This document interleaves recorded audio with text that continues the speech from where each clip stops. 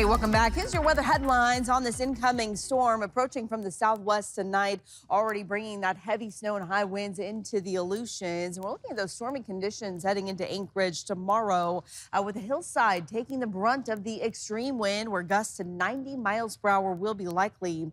Also looking at very wet conditions for the coast starting tomorrow, continuing through Friday. We're looking at 2 to 4 inches of rain on the way.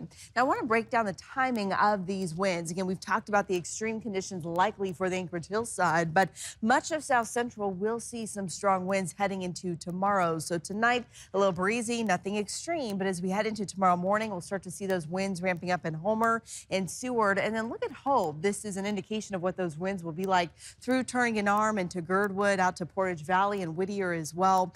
Strong winds already by early this morning. As we progress through the day, you can see those winds stay strong in Hope, over 60 miles per hour, over 50 miles per hour in Whittier. Still seeing breezy winds also for Homer and Seward, but that'll start to improve as we head into late Wednesday and Thursday morning. Now, for the Anchorage Bowl specifically, again, we are going to see windy conditions across the entire city.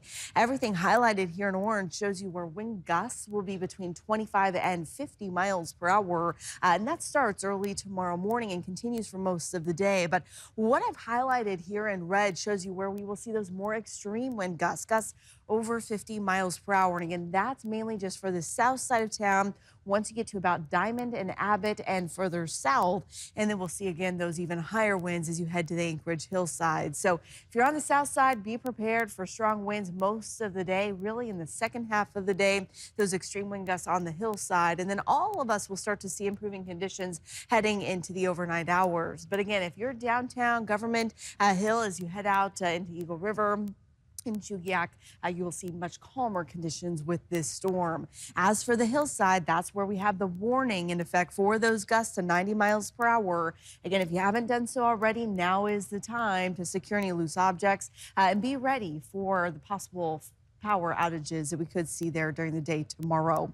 This area of low pressure is still well to our south, but it's also bringing those high winds and wet conditions here to the Aleutians up into Bristol Bay, where we still have winter weather advisories in effect for snow in the Kuskokwim Delta. We're also going to see strong chances for those high winds through the Alaska Range passes. And as you head up to the slope, it's a blizzard warning that's in effect heading into the end of the week, as winds are going to ramp up for you as well, causing that poor visibility.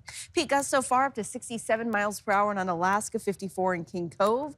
And again, those high winds are heading to the east, along with all the moisture with this storm. We'll still see snow showers through the night into tomorrow from much of the western side of the state. Seeing that heavy rain pushing into South Central early tomorrow morning. Again, Homer, Seward, Whittier across Prince William Sound. Be ready for that heavy rain.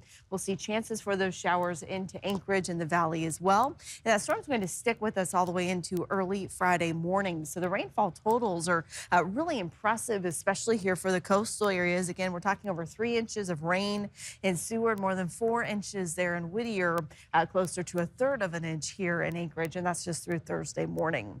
In southeast, we'll see some of those wet conditions into Yakutat, but the rest of the region drying out.